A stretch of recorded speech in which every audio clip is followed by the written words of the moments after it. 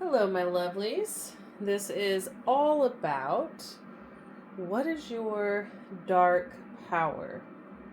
And I want to go a little extra and to say, what is your, like, raw, untapped power? Because I feel for most of you, this is something that you haven't really tapped into. Or you might even just see it as something that is to your detriment, when it's actually a holding space for really your superpower, for lack of a better word. So we have here, from the left to the right, we have the Raven's Eye Oracle, or the Black Goldstone. And, well, actually, they're all Raven's Eye Oracle. So I meant to say number 1, or the Black Goldstone. Number 2, or the Red Coral, or number 3, or the Black Obsidian Sun. So go ahead and tune in. Choose whatever card or crystal resonates with you the most. And I'm going to go ahead and start with pile 1. Okay, pile 1, or those of you that chose the Black Goldstone, let's get into your reading. Okay, so this is a card that represents your raw power. Additionally, I'm going to shuffle from the occult tarot and pull as many cards as I feel like I'm supposed to. And I will be taking... Actually, no, I'm not going to take reversals. So I'm not going to take reversals. All right. And I feel like I'm supposed to pull 2 cards. So we have King Paimon here, the Queen of Wands. And we have Shax with the 4 of Cups. Okay. Definitely feeling like passion. Raw root passion. All right. Those of you that work with or resonate with the concept of the root chakra, the Muladhara chakra, or red, it's usually associated with color red. So if you resonate with that, then this definitely is the energy that I feel you guys are most connected to. Connected to the sphere of Malkuth, or the sphere of Lilith, ruled by Namaha.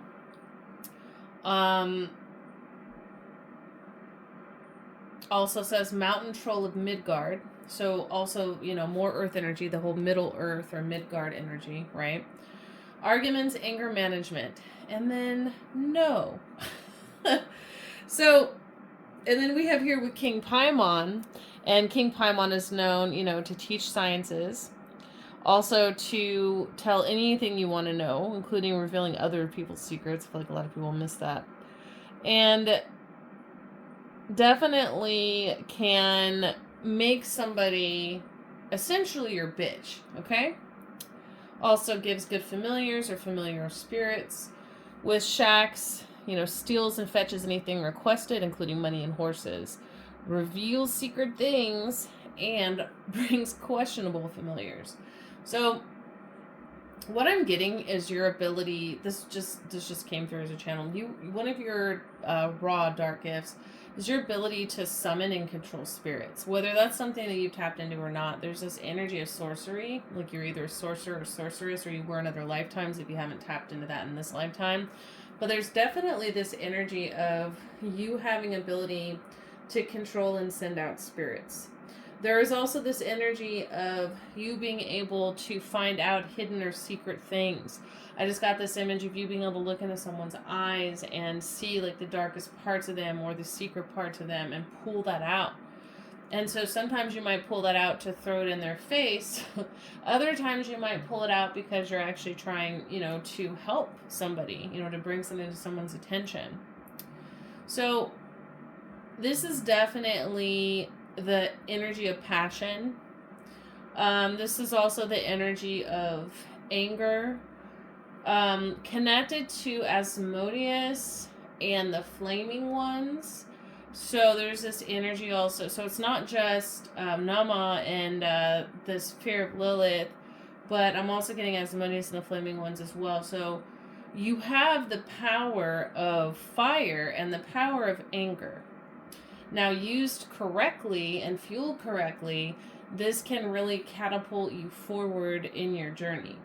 So learning how to channel that raw anger, learning how, and again, there's just this energy of you being able to control, master, and channel things. So that's really what I would say you should focus on, and that's really what this raw power is talking about. So there's also this energy of your ability not just to find hidden things within people, but actually to find hidden things. So literally you might be somebody that's like, oh shit, I misplaced my glasses. And then all of a sudden you just feel your intuition is drawn to a certain corner in the room, and there they are. You know, just using that as an example. So you may be good at literally finding lost items as well. You also might literally be good at math and science. You might be very good with dealing with, you know, physics or anything dealing with like the occult sciences as well. You might be a fire sign or have prominent fire sign placements. You don't have to, but that's coming through as well. I would also say if you feel drawn to work with either King Paimon or Shax, and I'm getting more so King Paimon's coming through pretty strong, I would say roll with that. That's for a reason. He can teach you how to further master the skills that you already have, that you've already been working on, and also to help you uncover those you haven't. Okay? So that's what I'm getting, essentially. I also just saw lava, like hot lava. Some of you are connected to volcanoes as well. So it's like that, kind of that energy of like when fire meets earth. So you could maybe, and also I'm also getting Scorpio energy coming through as well. But you could be somebody that might benefit from using volcanic ash in your rituals or your spiritual practice, or using volcanic rock. That was just coming through. It was just kind of like this last minute channeling that just came through. I just wanted to make sure to tell you guys. And if you feel drawn to work with either black or blue goldstone or any kind of goldstone, really, you know, that might help you as well. I feel like this would have more to do with exposing secrets than channeling anger. So that's what I have for you. Definitely take what resonates and leave the rest, as this is a general reading. I'm now going to move on to pile 2. Thank you, pile 1. Okay, those of you that chose pile 2 or the Red Coral, let's get into your reading. Okay, this is your card. It says something I can never have. Baggage, longing, conflicting emotions. So, and we have here, I feel like I'm supposed to draw 4 cards for you. Okay. So we have here Stulus, or the Page of Cups. We have here 5 of Wands, or Agares. Let me just push this down a little bit. I don't need that there. And then we have the Queen of Pentacles, or Hachinti. Okay. Now, something coming through. I'm almost getting that once you guys learn to stop having this mentality of victimhood and lack, or longing and wanting, but feeling like you can never have what you want, once you get past that and you see your ability to magnetize what you desire, and once you're able to learn how to bring your emotions and your thoughts at a meeting ground, in other words, like set up like a round table for yourself, for lack of a better word, different aspects of yourself, you know, to commune. If you can learn to do that, and I find this interesting because here we go, emotions associated with water, and so is this. This is also associated with the sign of Scorpio, as the second time that Scorpio has kind of come up so far. Also, if you felt drawn to pile 1, there may be a message for you. But this is like dark water energy, is what I'm getting. Or like a mix of fire and water, all right? Whereas the last pile was like volcanic, like lava, like a mix of like earth and fire. So I just want to like put that out there. But once you guys learn how to integrate more of your shadow and how to have faith in your ability to master your reality and to magnetize instead of having an attitude of lack, then you guys have the ability, your dark power is your ability to literally manifest whatever the fuck you want. And we can see that here with the Queen of Pentacles. So, in your case, I feel like these cards represent past, present, and future. So I feel like, you know, I do also feel like if you do feel drawn to work with these demons, you absolutely can, but I feel like it's more so the messages that are included in here. So it says here, teaches astronomy and the value of herbs and precious stones for Stolas. For Agares, it says, teaches languages, causes earthquakes, overthrows politicians and clergymen, and returns those who have run away. And then for Hajinti, we have makes one wise and teaches everything can turn metal into gold and transmute water into wine. So once again, we have the alchemy energy going on here, right? What was I saying? Once you guys learn to do the inner alchemy of healing and integrating and balancing the currents and energies within you and the emotions within you, then you guys are going to be able to manifest whatever you want, because that's that energy of turning any metal into gold. That's symbolic for the alchemical process of refinement in your life, which leads to wealth and manifestation and prosperity and abundance, not just financial, but in all areas of your life. Also, 6666 may be important for you guys as well. I feel like you guys also have a gift of working with herbs and stones, and maybe you should do that more.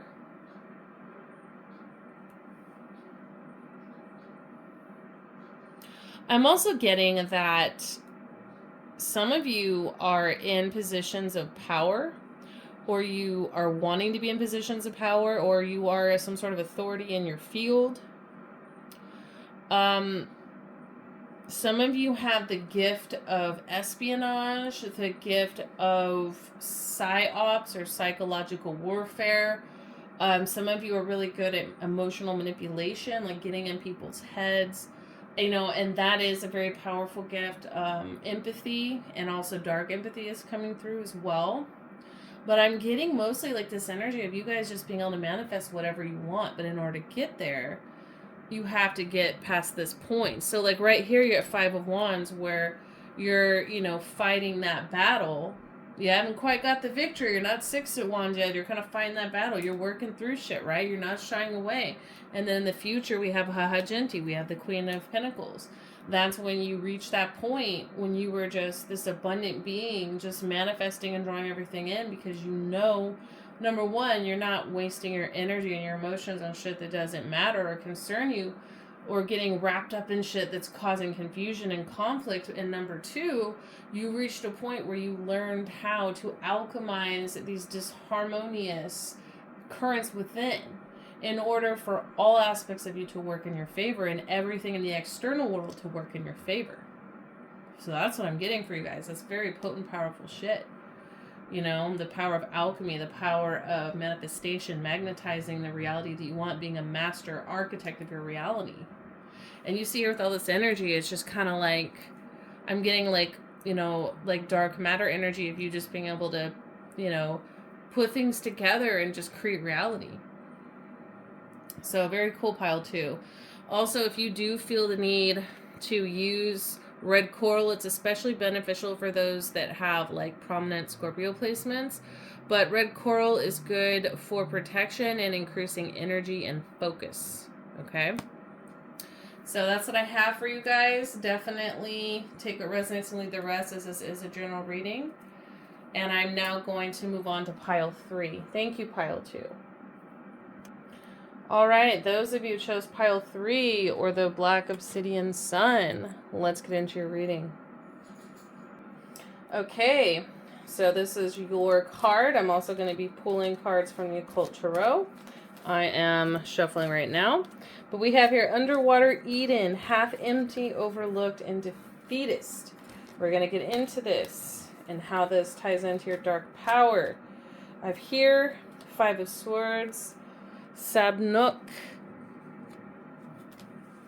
Oh wow, 4 for this pile. So it's like each pile is needing more cards. That's interesting. 7 of Cups, or Ose. Him. Strength, or Vine. In fact, we're going to pull this down a little bit so you can see. There we go. And then Marchosius, or Nine of Wands. Okay. Getting warrior energy. Straight up. You guys might not feel like it. I feel like once you integrate, the feeling of being invisible, overlooked, defeated, being a failure, you start integrating those energies, you're going to see yourself.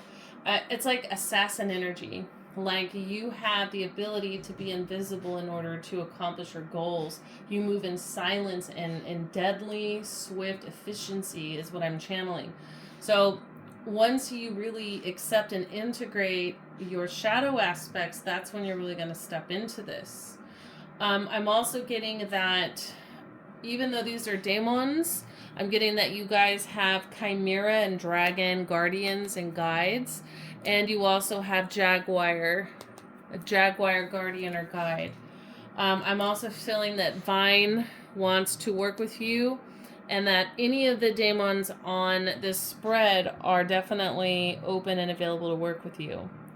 And you know what's interesting? I hadn't even read this yet, but it says here, a strong and faithful fighter follows all commands and answers all questions. So I'm not saying like you follow all commands and answer all questions. This is the part that I was drawn to. This is what Marchosius does. But what's cool is the strong and faithful fighter part really touches on and just mirrors back and confirms what I was just saying a while ago, and I hadn't even read that yet.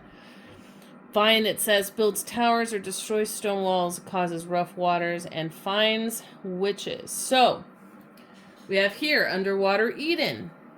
Okay?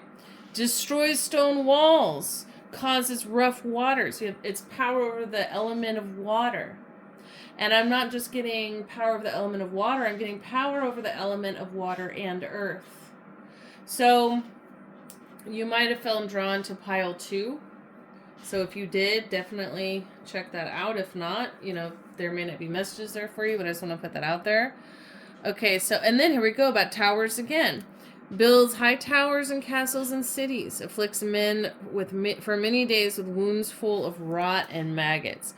O'Shea says, makes one cunning in liberal sciences, gives true answers to divine secret things, able to turn others into different forms and convince them that the change is real. Okay. Now this also ties into the whole being able to be invisible. So there's also this element of shape-shifting. You probably literally can shape-shift in the astral. I mean, I know you guys can. And you may even seem to shape-shift to some degree in the 3D. Meaning you can take on whatever form you want, wear whatever hat you want in order to get the job done. It goes back to that assassin energy of blending in, knowing how to come in and out, do a job, disappear, that kind of energy. This is the power you have if you integrate all this stuff. There's also that energy of being able to discover divine things. And also you do have power over, the element of creation and destruction, in that there's this repeated theme of towers falling and towers being rebuilt. So you also may be somebody that has had to rebuild your life over and over again. And so that in itself is a dark gift. It's very Scorpionic. Scorpios come up in every single pile, which doesn't surprise me, honestly, because of what Scorpio rules in the underworld. But I'm also getting it coming through here too. And with, Scorpio also being, ruled by the element of water, and this reading, this particular pile is like that water and earth combination.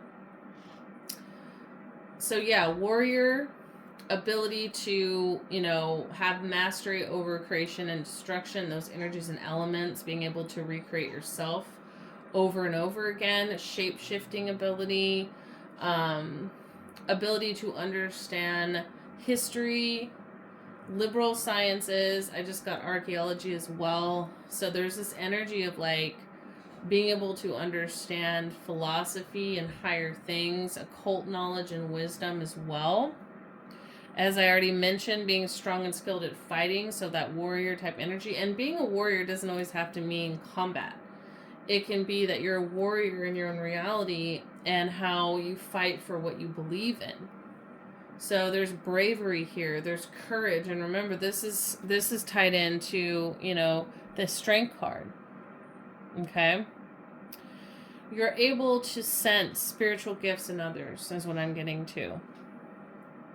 And if you practice, you will be able to literally control water.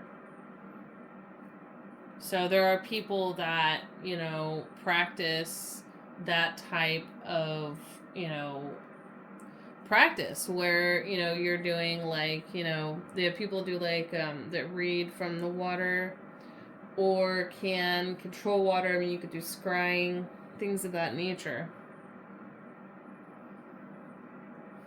I also feel like some of you might be gifted in gardening and being able to charm with herbs. Like you could wear like herbs or oils as jewelry around your neck, and you could charm the pants off a cat. It's that kind of energy. Yeah. So there's a lot of gifts coming through here. You know, once, like I said, once you deal with that half empty mentality, once you get over yourself with, and I don't mean to sound insensitive, but when you get over that whole thing of being overlooked or like, you know, constantly feeling defeated, and you stop seeing yourself as a victim and you start seeing yourself as, you know, the conqueror, as the warrior, as the assassin, as the shape-shifting master of their reality, then these gifts are going to start coming through. So that's what I have for you guys. Thanks for tuning in. Definitely take what resonates and leave the rest. And until next time.